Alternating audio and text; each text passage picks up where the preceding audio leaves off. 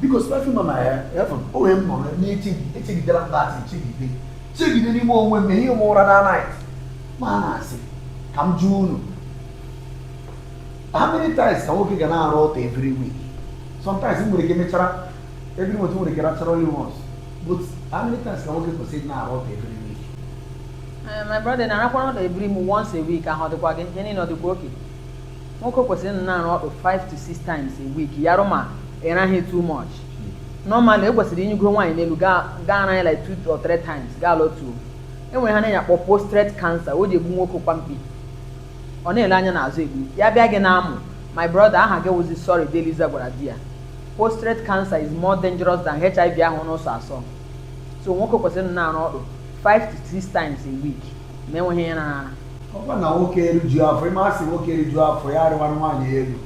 I'm just saying no nwa mota make nwa yogurt rawa banana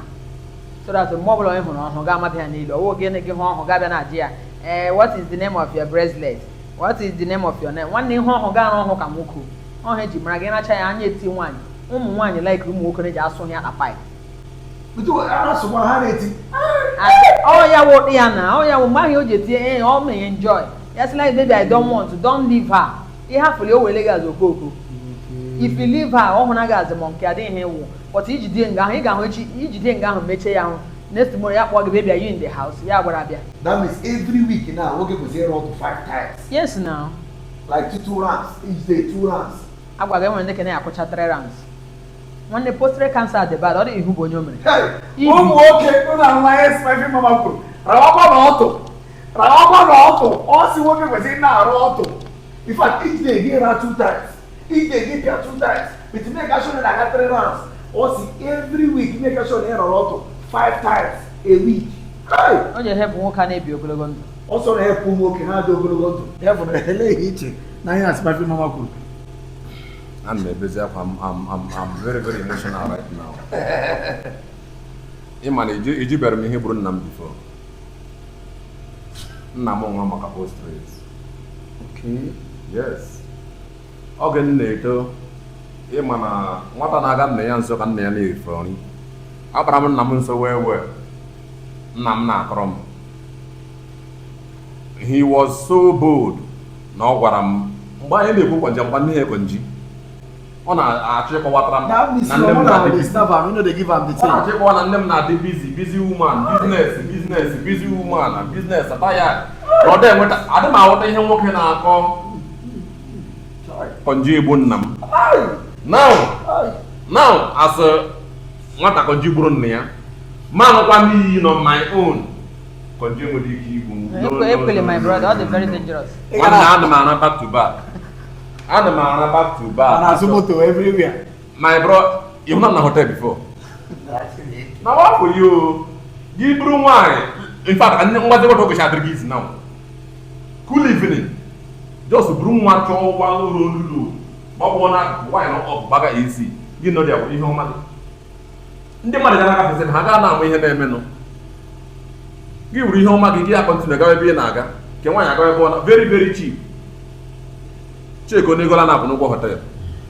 Gig can to trace self. Ya won't have a leakage guess out also. Because working on my hand could go on a Bayana, wine, and Tawan on there. They catch on in a bubble spot because so when each and I'm working for Oncha. If one child will just all here is made and it's better than wine. That's a exercise. The team one child just yeah, boy, we even enjoy it. The team in Pumata is more exercise. Because he may eat a bag, Mirabuage. The team water, Miragabuge. So, walking in our watch program over the gossip center. Spicy mama, now every quarter, okay, put one, round one, make a shot every day in around one, make a shot every day in around one exercise. Because prostate cancer no make the honor. Ego prostate to the one, Manakama na Emmanuel Lano brother Zopro Bishazo. Nke eziokwu bụ na gibru na ịnwe nwoke na-adagwali nwaanyị okwu ọ niile la chọmọ gị ga-ebutewu nwa mebi na iji ego ọ ịmọdụ ga-esi agwụ ya okwu biko gị were tomatoes fresh tomato ji emere enyi gị maka yes prostate cancer that gland ihe na-achịrị nke ihe nọkwa na tomato gị na-ata tomato ọfụma ọ ga-ehepụta your prostate gland ya na adịkwa oke akwụghị ọ dịkwa mma gị ga-ebutele nwaanyị biko gị tanụ tomato gị nwee postrate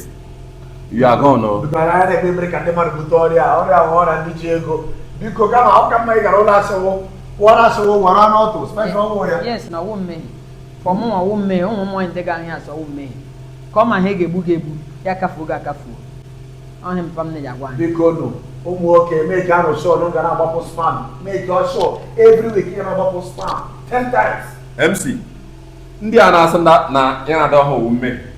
gịnị ka Chineke ji kedo amụ n'ọdụ ọ dị ka onye ahụ ga-ebi ikwu ya si na-ekwu too much onye ahụ na-ege too much ọ na-ege too much because ọ bụrụ na Chineke eke ha ọ na-ega na-ekwu ụka ndị dara ogbu chọkwa ha ji ekwu ụka ịghọla ndị na-ada anụ ihe na-achọ ha ga-esi anụ ihe sụwa ọhụụ and hụrụ nwaanyị ọ bụla ị na-eji eme ya anyụọ my brother nwaanyị ahụ enwe ike ahapụ gị je chiti aside ndị pastọ sometimes na also pastors ndị pastọ na-asị ntọns mana ahụ nda ilu otu ha si agwa nwunye ha na ha chọrọ ịrụ ọtụ nyere akara ndị pastọ n'ọhụ ọ ndị a wishi ọdụ na ahụ ndị a a sị nga a nakara gị n'ọhụ you know which them have enyi ha o ji aha bido na akwa yakpa ha sụọ ha akpụ ha ebido na ndị nne ha ebido na nwanne ọ dị ka ịma mbe ndị pastọ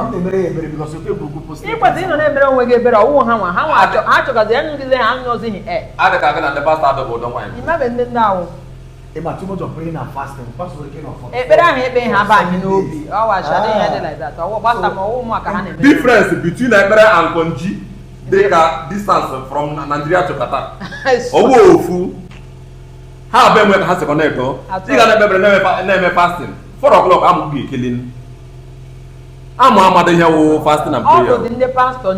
mkpa karịa dị nri ha na-eri eri ha na-eji egwu egwure bikọs ọhịa na-eji eme memori ha na-aghọrọ ifu baịbụl n'isi ọ dị izi ichebe ifu baịbụl n'isi a gara onwe gị my brother all for me ngwa gị ntị m ajọ gị you notice ole on your own na kọnji jide gị na ị nwere ike ịconcentrate n'ihe ọ bụla ị na-eme yes until ga-ewepụta ha ahụ ji gị you notice ole ya now ka ego isi chie na ndị pastọ agaghị na-apịa ọkụ ha na concentrate kwuotu baịbụl niile ha na-ekwotu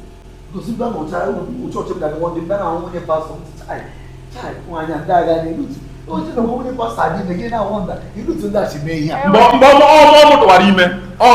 ọwụ pastọ ọ na-ana m na-eme so biko ndị na-awọchị program a biko ewuru nwoke gbaya na-arụ ọtụ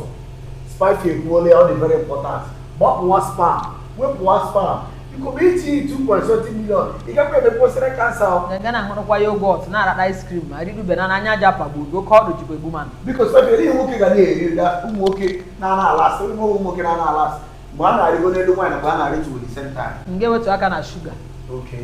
oke alcohol nwere shuga too much wetu aka na oke alcohol concentrate na fruit ndị banana gova ga na-arakpụ yogurt ndị na-enwe shuga na-aṅụ n'ezigbo mmanya ịnọgide ga-emisi mọta milk ga aṅụ ndị abachabu na ahụ gị nọgide ga-ewere yogurt ga-emisi distin ga-emisi ihe stout ga aṅụ ahụ ekwe ịnọgide ga akpa kilo ọhịa mpa anyị na na-eji emerụ ụmụ nwaanyị ahụ ịnọdụ ga aṅụ mkpọrọgwụ ha fọdụ biya egbu gị bikele nwoke ga na-eme n'ala asị because oke asị nwoke kwesịrị na-arụ ọgwụ ịma na nsogbu mụ abụrụ nwoke ọlasị ma nwoke alasịrị because na nwaanyị adịghị enwe prostate cancer ọ nwoke na-enwe prostate cancer nke ahụ nwoke na-enwe prostate cancer atị nke anyị kwesịrị ilebara nke nwoke ahụ anya ka nwoke hapụ inwe prostate cancer eledo nwoke ga-esi ọgwụ kwụrụ hotel nwa ahụ ị ga-eti ikwuru ya ka ọ ga-erikwe ọ ga-akwa mmanya ọ ga-emekwa ihe niile before you know it plus and minus ị na-ha spend almost 100,000 now gị na-akọ ime ka nyọ n'elu ihe niile na spend na-enweghị nwa spend onye gịnị abụọ na-agba maachị gị bizo gbacha n'obi ya win nwanne ị ga-anwụ di ya nwanne ime hala nwe gị hapi wepụ ihe a kwesịrị ime ka inwe postrate ịdịgo oke hapụzie ma onye anya ma ọnyụ ya chọkpa ọnyụ ya akwụ ụgwọ gị mee ya anyụ ọ ga-eji ego ga-anyụ na ekwula onwe gị ọ bụrụ nwaanyị na-agba mmiri ka ị na-akọ ọsịsị ịkpabe ya aka ebe ọ na-agba mmiri nwaanyị niile ji agba mmiri nwaanyị na-agba mmiri enwere ike ịga hafụ ara emebi ara ji eme ya na-agba mmiri ga-eji na-eke isi ọnụ nwere ike gaa hafụ ọnụ ma ụkwụ ji eme nwere ndị ka ụkwụ na-eji eme ha agba mmiri ga-eji na-eke isi anya onye ọbụla nwere nga a na-eji akpị aka ya moto ya agba ya Number one, Ele vai acabar a cana. Ele vai acabar a cana. Ele vai acabar a cana. Ele vai acabar. Quem brivo? Ahon nem eu mexer.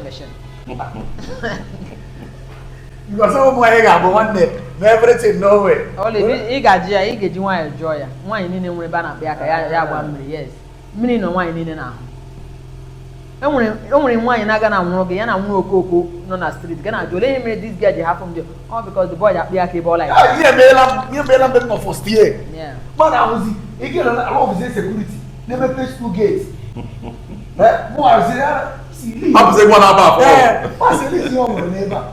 ọrụ ọfụ onye ya oke onwe lọbụ ọ nwaanyị nwoke na-eme ya anyọ nwere bụ na-akpa ya aka ọ dị izi etu ụmụ nwanyị na-eji ọyị ịkpọrọ ha bịa n'ụlọ gị ya bụ ụzọ saa ka a saa anyị ọyị ka onye ime ọha ma na ị ga-akpa ha ka ebe a ga-adị ndị ka na-eji ewere ọyịla akụ ike agwụ nna dị ọdọ wụta ka ha kụwara ọhụụ ike na-agwọ ọdụ ehe na oje ike ji agwọ ọdụ ya ayọ na ịma na ọ ji aya nwa 28 years now 25 years n'ike agwọ ọdụ e nwere nwa 15 years ike na-agwụla ọdụ o dependere how many days ya na ọdụ ọnwa 15 years gba achawa ụkwụ na street asụ amụ everyday nne gị ime ike agwụla ya you no matter your age he matter na how many services ka that when the body count ha 2 million you get onye body count ya 2 million not 20 years no onye body count ya 4 or 5 or not 30 years compare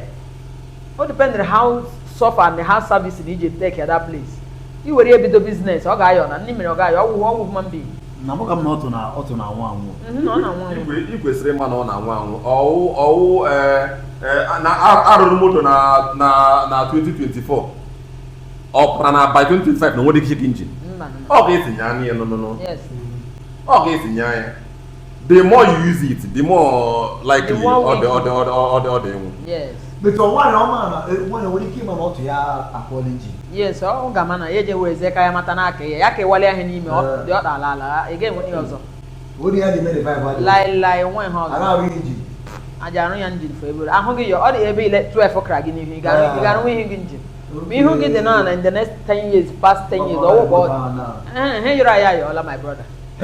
enweghị ihe kere ya n'ime ya eguzoro gị ma iwu onye ugbo mmiri atọ enweghị ihe ị ga-eme asọmpi ugbo mmiri 25 years iwu onye ugbo mmiri so ọ dị very very important gị na-eme nwaanyị o kwesịrị ịma ọ ihe ji sị gị na nwoke nwere ike ị na-ara ọkụ 4 5 6 ka dị oke mana nwaanyị na-echenji amụ ashawo ga-ama n'ihe ọ mere onwe ya n'oge nka nọ so o nwere ikwu wasara taa before I summarize ihe a ọ ikwu na your program na Facebook that na nwaanyị chi ịgba mmiri ya rawa fruit that's ọchọ ka ọ dị ya na-eso like I watch that your video online isi na nwaanyị chọ o wee eme akpaghị aka ya dị dara ka ụgụ na ekwesịrị ụmụ ya na-anaghị atatụ apụl all those things fruit ọ na-enyere nwaanyị aka ịgba mmiri yes na ndị ka pineapple watermelon ọ ga na-eme ahụ ịma ahụ ọbụla iriri ka ahụ gị ga na-esho oyi skin gị ga na-esho oyi kpa ọ dị even vitamin ndị anyị na-eji aṅụ fruit most of them ka na-eji eme ya enwere ụmụ nwaanyị ndị wivu akpụ 10 ihe ha ji eri akpụ ụtụtụ ehihie abalị ị ga-eji onye ri akpụ na onye na abroad ma onye nọ n'ụlọ ra fruit compare skin ha fruit ji enyere nwaanyị aka ya ahụ ya na-adị wet nwoke kpaga aka ahụ a na-akpọ gị bere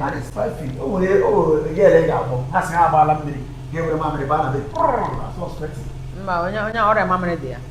ihe dịrị ịgbala mmiri mamịrị na ịgba mmiri awụ dị se nwanne so biko eze ndị na-ege anyị ntị ụnụ ahụlanụ ụnụ amụtala ihe na Owerri Gossip Center biko